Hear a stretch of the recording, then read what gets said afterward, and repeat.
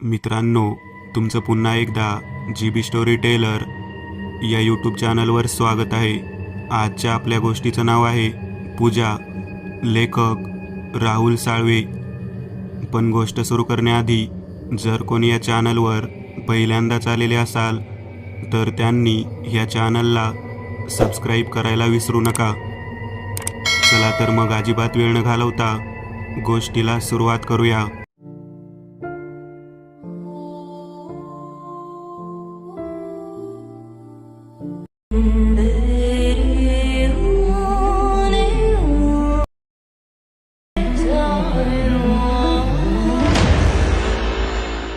गर्द अंधार, भयान शांतता आणि तो रस्ता, आजूबाजूला सुकलेली झाडे आणि त्या रस्त्यावर पूजेचे ताट घेऊन एकटी सावित्री चालत होती. तिच्या चेहऱ्यावर भीतीने घामाच्या धारा निघत होत्या. त्या झाडावर वेटोळे घातलेलं विचित्रसे आकार तिला खाऊ पाहत होते.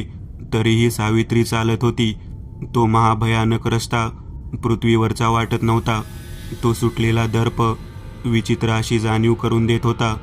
कोणीतरी सावित्रीला बोलावत होते आणि सावित्री चालत होती. काही करून तिला मंदिर गाठायचे होते. तेवढ्या समोर तिला एक मांजराचे तोंड असलेला मनुष्य तिच्याकडे धावत येत असलेला दिसला. त्याचे सुळे दिसत होते. तो जवळ येणार तेवढ्यात कोणीतरी जोरात सावित्रीच्या डोक्यावर प्रहार केला.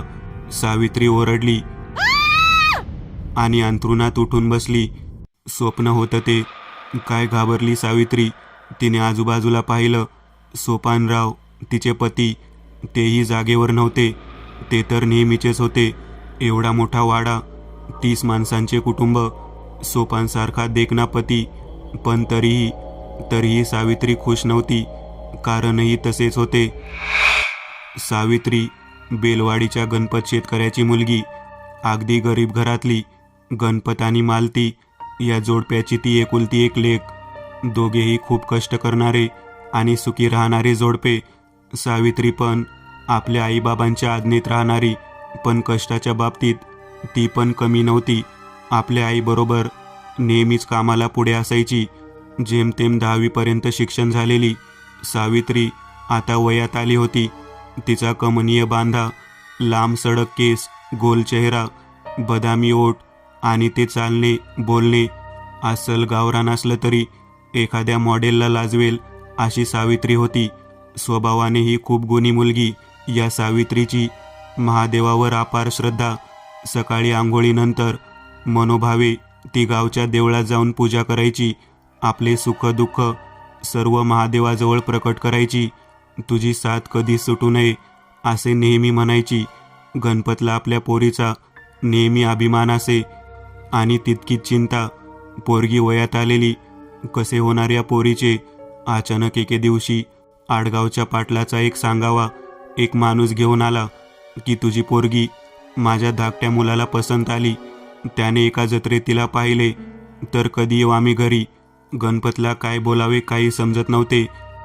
तसे आडेगाव येथून कोसो दूर यांनी कधी पाहिले माझ्या पोरीला. पण हे पण खरे होते. पाटलाचा खूप बोलबाला होता. पैशाची काहीच कमी नव्हती. भला मोठा वाडा, नौकर चाकर, मोठे कुटुंब. पण काही विचित्र गोष्टीही ऐकायला आल्या होत्या. म्हणे पाटलीचे पूर्वज सैतानी शक्तीच्या अधीन होते. काय नि काय. गणपतची डोके फुटायची वेळ आली होती. काय करावे. स्थळ तर खूप छान आहे. शेवटी मालतीला विचारून त्यांनी हा पाठवले. सावित्रीलाही कुजबूज ऐकू आली होती. ती तर लाजेने चूर झाली होती. कसा असेल तो स्वप्नातील राजकुमार. जशी स्वप्ने पाहायची तसाच असेल ना. आणि अखेर पाहुणे आलेच. सावित्री आणि तिच्या मैत्रिणी सोपानला पाहण्यास आतुर झाल्या होत्या. आणि अखेर स्वारी गाडीतून उतरली. सोपानही कुठल्या हिरोपेक्षा कमी नव्हता. त्याचे ते भारदस्त शरीर, गोरा रंग, त्याचा देखणेपणा लपतच नव्हता. श्रीमंतीत वाढलेला तो तरुण आणि ती श्रीमंती त्याच्या राहणीमानावरून स्पष्ट दिसत होती. पण सोपानच्या चेहऱ्यावर कोणाला तरी पाहण्याची आतुरता नव्हती. अतिशय क्रोधित असा चेहरा त्याचा वाटत होता. येणारे सर्वच भांडण करण्यासाठी आलेत असे वाटत होते. आणि ते सावित्रीने हेरले. मैत्रिणीने हसून टोमणाही मारला. मैत्रिणीने हसून टोमणाही मारला.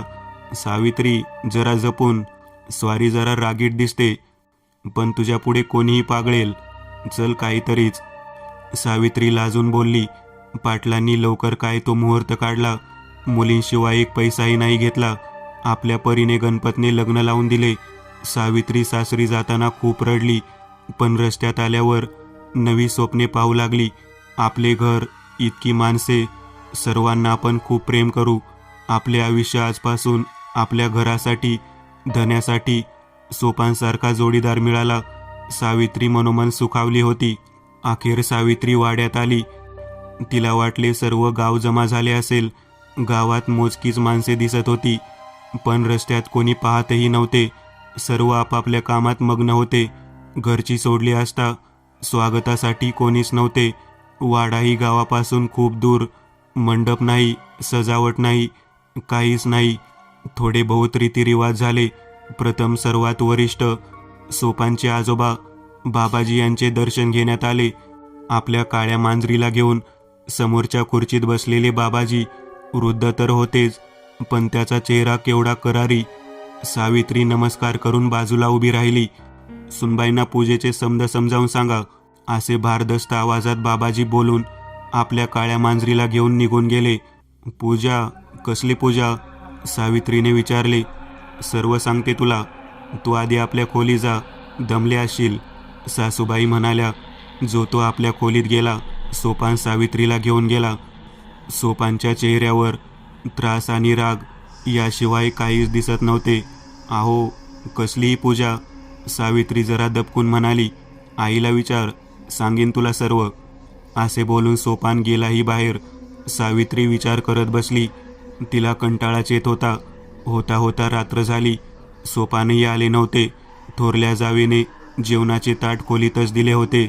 इतके मोठे कुटुंब, पण कोणी कोणाशी धड बोलतही नाही. आज लग्नाची पहिली रात्र आणि सोपानराव अजून आले नाहीत. सर्वांना समजण्यात थोडे दिवस जातील असे ती मनाला समजावत होती. तिने जरा अंग टाकले. काय काय नी काय स्वप्ने पाहिली. नी इथे काय. रात्र वाढत होती. बाहेर वादळ घोंगावत आहे असा भास होत होता. मध्येच मांजराचे ओरडणे ऐकू येत होते. सगळीकडे स्मशान शांतता, आणि ते आवाज भीतीदायक वाटत होते. तेवढ्या समोरच्या खिडकीत असा आवाज आला. वाड्याच्या दुसऱ्या मजल्यावर खोली, आणि मागच्या खिडकीत टक टक आवाज. तिने खिडकी उघडली. समोर पाहते तर एक सुंदर स्त्री खिडकीत. हिरवी नऊवारी, नाकात नथ, कपाळावर कुंकू. तो चेहरा खूप सुंदर होता. टपोरे डोळे. सावित्री पाहतच राहिली. तुझं गाव इथून किती लांब आहे? सावित्री भानावर आली आणि म्हणाली. लय दूर.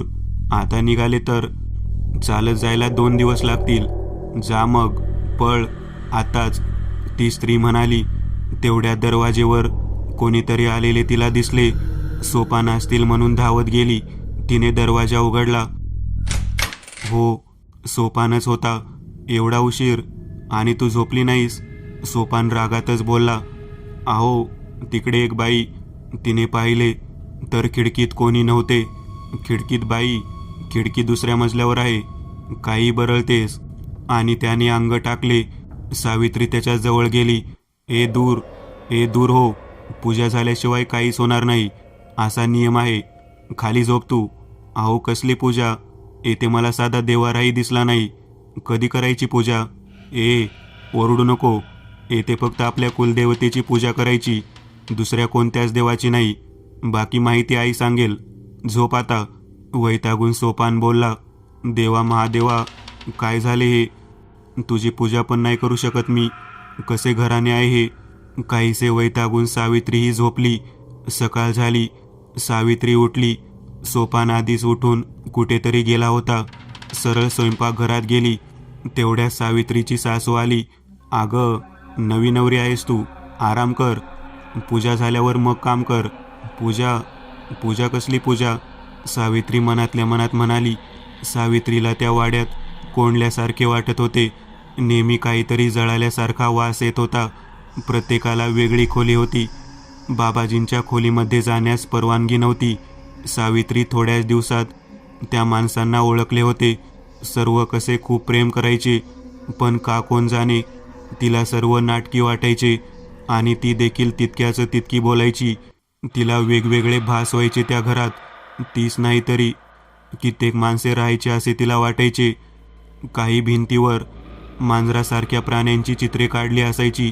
घरात कित्येक मांजरी फिरायच्या, सावित्रीकडे रोखून पाहायच्या. वाड्याचे कित्येक दरवाजे बंद होते.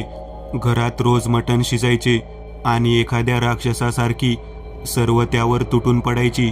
सावित्रीला शिशारी यायची. सावित्रीने हेरले. प्रत्येकाच्या दंडावर ताईत होता आणि प्रत्येकजण काळजीही घ्यायचा त्या ताईताची. असे ते कुटुंब. एका रात्रीची गोष्ट. सावित्री एकदा आपल्या खोलीत जात होती. अचानक तिला परसात काहीतरी पडल्याचा आवाज आला. ती लगेच निघाली. ती समोर चालत होती आणि आपल्या मागून कोणीतरी चालत आहे असा तिला भास झाला आणि तिने मागे पाहिले तर ती स्त्री स्मितहास्य करत तिच्या पाठीमागून चालत होती. एके ठिकाणी अचानक ती गायब झाली. सावित्रीला काही सुचत नव्हते. कोण आहे ही स्त्री आणि मलाही तिचे अस्तित्व का दाखवते असे प्रश्न सावित्रीला सतावत होते. सावित्री मागे पुढे पाहत चालत होती आणि ती मागच्या आवारात पोहोचली. तिथे झाडांची गर्दी होती. एका कोपऱ्यात तिला 2 डोळे लुकलुकताना दिसले. ती हिम्मत करून जवळ गेली. एक कुत्र्या एवढी मांजर एक मानवी पाय घेऊन खात होती. सावित्रीला ते पाहून भीतीच वाटली.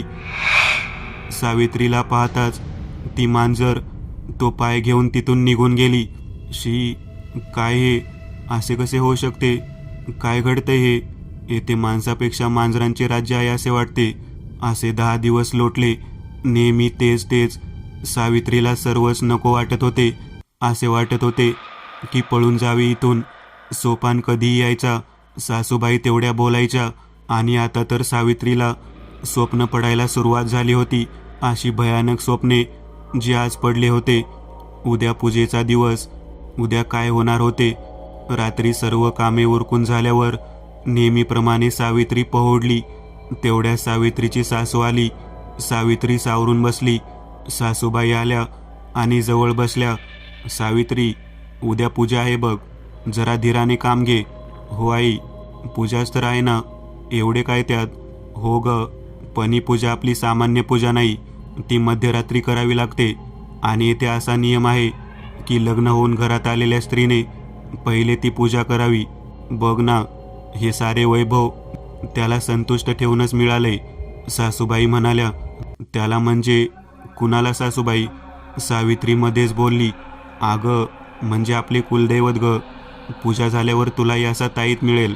आपल्या दंडावरचा ताईत सरळ करत सासूबाई म्हणाल्या. सासूबाई, अशी कोणत्या देवाची पूजा करायची असते मध्यरात्री? थोडी त्रासून सावित्री बोलली. आणि सासूबाई, मला खूप विचित्र स्वप्न पडतात हो. आणि हे तर.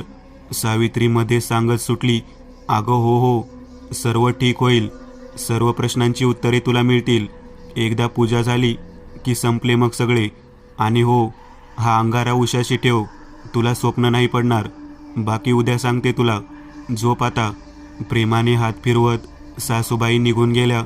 सावित्री तो अंगारा उशाशी ठेवला, पण झोपली मात्र नाही.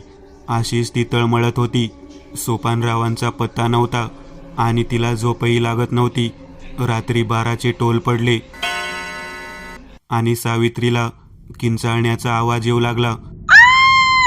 कोणीतरी स्त्री जोरात किंचाळत होती. सावित्रीने दरवाजा उघडला. सर्व वाडा सुन्न होता, पण समोर दूर अंतरावर एक आकृती तिला दिसली. हो, ती स्त्री होती. आज हिला काही केल्या सोडायचे नाही असा सावित्रीने निश्चय केला आणि तिच्या पाठोपाठ निघाली. एवढ्या रात्री चीट म्हणता पाखरू नाही, पण किंचाळणे आणि त्या स्त्रीच्या पैंजणांचा आवाज तेवढा येत होता. तिच्या मागून सावित्री जात होती. एका ठिकाणी ती स्त्री थांबली, पण सावित्रीला आज तिला भेटायचेच होते. सावित्री तिच्या जवळ पोहोचली, पण त्या स्त्रीने एक स्मित करून येथून जा असे म्हणाली आणि सावित्रीच्या समोर नाहीशी झाली. आता मात्र सावित्रीची भीतीने गाळण उडाली. अरे बापरे, आपण कुठे पोहोचलो आणि ती स्त्री कुठे गेली? किंचाळण्याचा आवाजही थांबला आणि तिला समोरच्या खोलीतून रडण्याचा, हुंकाराचा आवाज ऐकू येऊ लागला. त्या वाड्यात एकटी सावित्री जागी होती. भीती आणि हिंमत दोन्ही सावित्रीकडे त्यावेळेस होते. तिने खोलीचा दरवाजा पाहिला तर त्याला कुलूप होते.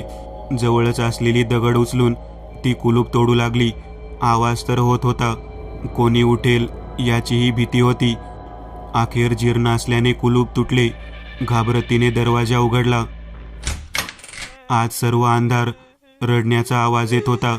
सावित्रीला हिंमत करून आत जायचे होते. तेवढ्यात तिच्या पाठीमागून कोणीतरी हात ठेवला आणि तिला बाहेर खेचले. ती ओरडणार. तिने पाहिले तर सोपानराव. तू इथे काय करतेस? आणि नुसती उठाठेव कोणी सांगितली तुला? रागातच सोपानराव म्हणाले, आहो, आत कोणीतरी आहे, रडतय. सावित्री रडवेला चेहरा करून म्हणाली, कोणी नाही. आणि धाडकन दार ओढून सोपानराव ओढतच सावित्रीला घेऊन गेले. हे बघ, पूजा होईपर्यंत नुसत्या उठाठेवी करू नकोस. नवीन आहेस ना, मग काही काम करतेस. तुला हवे असेल ते सगळे मिळते ना. त्याचा कोप झाला ना, मग संपले सगळे. रागातच आपल्या दंडावरचा ताईत दाखवत सोपानराव म्हणाले, त्याचा म्हणजे कोणाचा? काही नाही, झोप.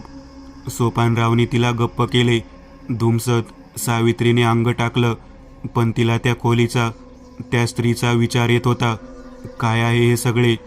काय ही पूजा? कुणाच्या आज्ञेत असण्यासारखे ही लोक वागतात. त्याचा कोप होईल, त्याला खुश करायचे. कोण तो? हे सोपानराव रात्रभर कुठे जातात? असंख्य प्रश्न सावित्रीला सतावत होते. सकाळी उन्हाच्या किरणांनी सावित्रीला जाग आली. पण काल काय घडले हे सावित्री विसरली नव्हती. ती स्वयंपाकघरात गेली. माफ करा, आज जरा उशीरच झाला. सावित्री म्हणाली, अगं आज फक्त तू आराम कर, संध्याकाळी पूजा करायची तुला. थोरली जाऊ म्हणाली. दिवस संपला आणि रात्रीची सुरुवात झाली. ती रात्र काळरात्र वाटत होती. विचित्रसे वातावरण तयार झाले होते. कुत्र्यांचे रडण्याचे आवाज येत होते. सर्वांना बोकडाच्या मटणाची मेजवानी केली होती. सावित्रीला तर या सर्वांची किळस होती, पण जिवंत राहण्यासाठी खावेच लागणार ना. बाबाजी सोडून सर्व जेवणावर ताव मारत होते. बाबाजी आपल्या खोलीत होते. त्यांना जेवण खोली जाई. अंधार वाढला. सावित्रीला नव्या नवरीसारखे सजवले गेले. खूप सुंदर दिसत होती ती. हिरवे पातळ, पायात पैंजण, नाकात नथ, पूर्ण साज शृंगार करून सावित्री तयार झाली. मोगऱ्याच्या गजरांनी वातावरण थोडे सुगंधी झाले होते. तिच्या हातात एक ताट दिले. त्यात एक तांब्या, मटणाच्या जेवणाचा नैवेद्य, बोकडांची कच्ची मुंडी, थोडे कुंकू, नारळ असे साहित्य दिले. सावित्रीला तर किळस आली होती या सगळ्यांची, पण पर्याय नव्हता. असंख्य प्रश्न पडत होते. कुठे आहे ते मंदिर? कसे असणार? रात्री 12 वाजता पूजा करायची. तिच्या चेहऱ्यावर भीती दिसत होती. अगं घाबरू नकोस, सोपान असेल तुझ्यासोबत. आणि हे ताट मंदिर आल्याशिवाय खाली ठेवायचे नाही. सरळ चालत जायचे. काहीही झाले तरी मागे पाहायचे नाही. सासूबाई तिच्याकडे बघून बोलल्या. सावित्रीला एका गोष्टीचे हायसे वाटले. सोपान आहेत. तिची भीती कुठच्या कुठे पळून गेली. ही आहेत म्हणजे कसली भीती नाही. टांगा सजवला गेला. सावित्री आणि सोपान रात्रीच्या अंधारात टांग्यात जाऊ लागले. रस्त्यात कोणी कोणाशी बोलत नव्हते. टांगेवालाही आपल्या परीने घोडा हाकत होता. त्या अंधारात रातकिड्यांची किरकिर चालू होती. एक कधीही न आलेला एक दर्प वातावरणात येत होता. अंधारात तोंडात मारले तरी दिसत नव्हते. मुख्य रस्ता संपला आणि एक कच्चा रस्ता लागला. टांगा आदळू लागला. 1 तासाने एके ठिकाणी टांगा थांबला. सावित्रीला चारही बाजूने केवळ अंधार दिसत होता. ती जागाच तिला भयान वाटत होती. दोघेही त्या टांग्यातून उतरले. सामान काढले. पाहिले तर आपण एका मोठ्या मैदानात आहोत असे सावित्रीला भासत होते. कोलेकुई कुठून तरी ऐकायला येत होती. परंतु समोरच्या अंधारात थोड्या अंतरावर तिला एक मिनमिनता दिवा दिसत होता. हे बघ सावित्री, तो दिवा दिसतो ना, ते मंदिर आहे. तेथे जाऊन हे सामान सगळे तेथे ठेवायचे. तेथील पुजारी तुझ्याकडून पूजा करून घेईल. अहो, पण मी एकटी कसे जाऊ? घाबरायचे काय त्यात? आयुष्यभर सुखी राहायचे आहे ना. सर्व बायकांनी केले. जरा त्रासून सोपान म्हणाला. ताट घेऊन घाबरतच सावित्री चालू लागली. एक एक पाऊल ती त्या अंधारात टाकत होती. त्या रस्त्यात ती जमीन तिला उष्ण वाटत होती. आजूबाजूला रातकिड्यांच्या किरकिऱ्याऐवजी तिला हसण्याचे, मांजरीच्या ओरडण्याचे आवाज येत होते. कोणीतरी तिला बोलावत होते. तिच्या आजूबाजूला अनेक स्त्रिया चालतायत असा तिला भास होत होता. पैंजणांचे आवाज येत होते, पण त्या स्त्रियांचे चेहरे दिसत नव्हते. ते भयान जंगल, ती वाट, सर्वच तिला खायला उठले होते. मागून तिला कोणाच्या तरी रडण्याचा आवाज येत होता. नको जाऊस, नको जाऊस असे ओरडत होते, पण तिची मागे पाहण्याची हिंमत नव्हती. पायाखालून एखादे जनावर सरपटत जात होते. दोन्ही बाजूला सुकलेली झाडे होती आणि त्यावर विचित्रसे आकार तिला दिसत होते. वेटोळे घातलेले, कोणी उलटे लटकलेले, तर कोणी फांदीला पकडून बसलेले. सर्वांच्या नजरा तिच्याकडे होत्या. एखादे जनावर आपल्या शिकाराकडे जसे पाहते, नको ही पूजा, सर्व टाकून येथूनच पळून जावे असे तिला वाटत होते. पण तिला सोपानराव आठवले, ज्याच्यावर ती मनापासून प्रेम करू लागली होती. एवढ्यात एक दगड रचून केलेलं फाटक तिला लागले आणि तिच्या कानात आवाज घुमू लागला. नको जाऊस, माघारी फिर, नको जाऊस, बळी घेईल तुझा तो. सावित्रीला काही सुचत नव्हते आणि ती फाटक ओलांडणार.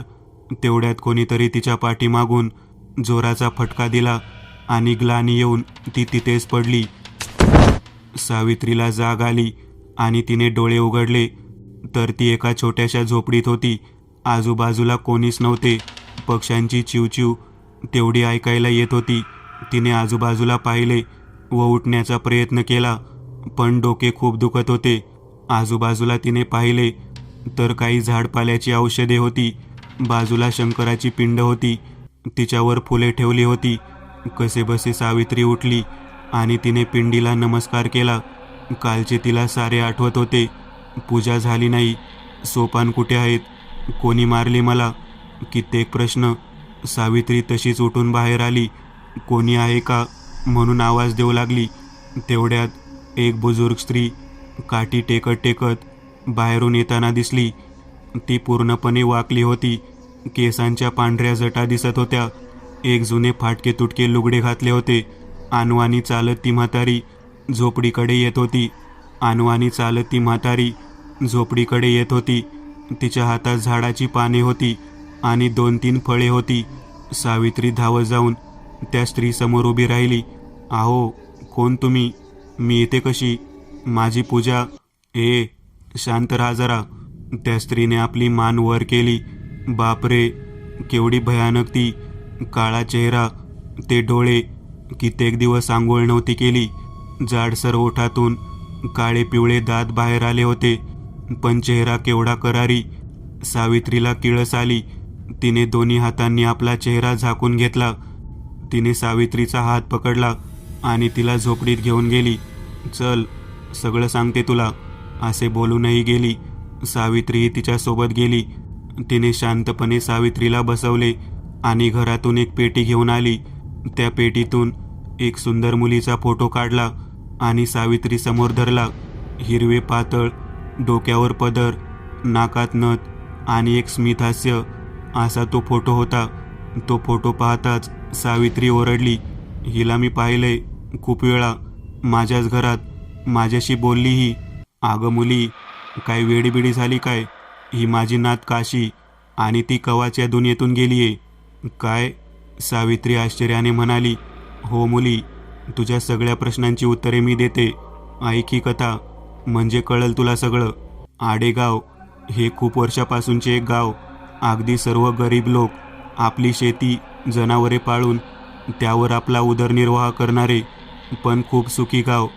कोणाचे दुःख, कोणाचे सुख, सर्व गाव एकत्र यायचा. कोणाला कसली कमी नव्हती.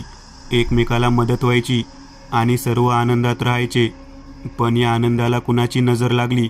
बापूराव हे गावचे प्रतिष्ठित माणूस, अगदी सर्वांचे लाडके, कुणाचे दुःख असो कुणाचे सुख असो प्रत्येक ठिकाणी यायचे, भांडण तंटा सोडवायचे आणि सगळ्यांचे लाडके. त्यांना एक मुलगी आणि एक मुलगा, पण त्यांचे चिरंजीव बाबाराव तितकेच हरामी. नकळत त्यांना कित्येक वाईट सवयी लागल्या होत्या. बाया मुलीवर त्याची वाईट नजर असायची. स्वतः बापूरावही कंटाळले होते. एक दिवस गावातील एका बाईवर अतिप्रसंग करण्याचा त्याने प्रयत्न केला, म्हणून बापूरावनी त्याला खूप मारले आणि घरातून हाकलून दिले. 8 दिवस काही बाबाराव घरी आला नाही, पण जेव्हा आला तेव्हा तो एकदम सुधारलेला होता. त्याने गावासमोर माफी मागितली आणि सर्वांशी प्रेमाने राहू लागला. काही दिवसांनी त्याचे लग्न लावून दिले. बाजूच्याच गावची मुलगी केली, पण लग्नाच्या पहिल्याच रात्री तो तिला जंगलात घेऊन गेला आणि एकटाच परत आला.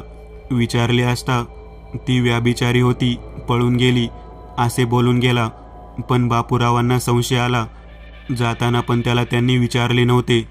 तो रोज रात्री जंगलात जायचा आणि पहाटे परत यायचा. गावही कुजबूज करू लागले, याने बायकोला कुठे टाकली.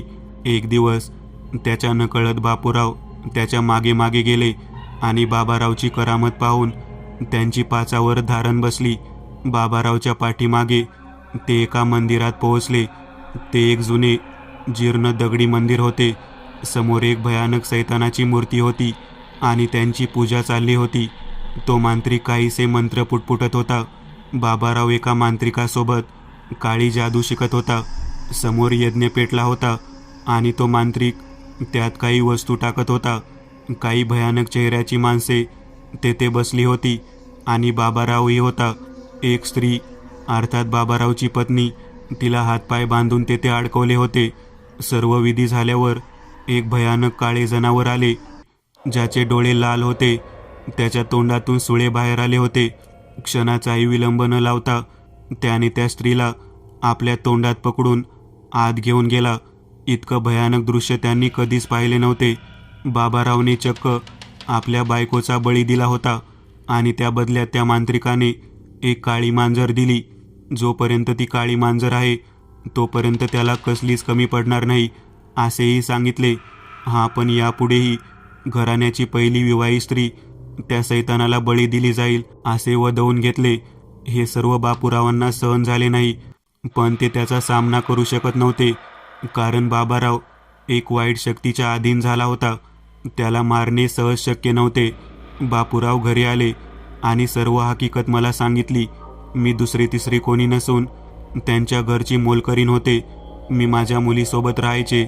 बाबारावची आई मेल्यानंतर मीच त्याचा सांभाळ केला होता. त्यानंतर बापूराव खूप ठिकाणी गेले, साधू संतांना भेटले, आपल्या मुलाची समस्या सांगितली, पण बाबारावला संपवणे महत्त्वाचे आहे असे सर्वांनी सांगितले. म्हणून खास संत महात्म्यांकडून एक दैवी खंजीर बाबारावला संपवण्यासाठी आणला गेला. तो खंजीर पूजा चालू असतानाच मारावा, तेव्हाच बाबारावचा अंत होईल. बापूने तोही प्रयत्न केला, पण सैतान बाबारावनं त्यांनाही ठार मारले.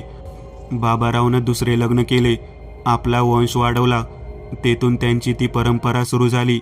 ते प्रथम एखाद्या गरीब मुलीशी आपल्या मुलाचे लग्न लावून देतात आणि तिचा बळी दिल्यावर दुसरे लग्न करतात. जेवढ्या पण स्त्रिया आहेत त्या दुसरे लग्न केलेल्या आहेत. आणि ही माझी लेक काशी, हिला मी खूप जपण्याचा प्रयत्न केला, पण बाबारावच्या मोठ्या मुलाच्या प्रेमात पडली आणि तिचाही बळी गेला. मला बाबारावनं बंदी बनवून ठेवले. त्या दिवशी तू त्या खोलीचा दरवाजा उघडलास आणि मी मुक्त झाले. आज तुझी पूजा करण्याची वेळ होती हे मी जाणले होते. तुला सोपांशी लग्न करून आणले. ते बळीचा बकरा बनवून मीच तुला मारून येथे घेऊन आले. बाबारावच्या अन्यायापायी कोणीही त्याच्या नादाला लागत नाही. जो लागला तो संपला. ते कुटुंब त्याच्या अधीन आहे. माझ्या सोन्यासारख्या काशीचा बळी त्या नराधमाने घेतला आणि अशा कित्येक स्त्रियांचा. असे म्हणून म्हातारी रडू लागली. सावित्री क्षणभर सुन्न झाली.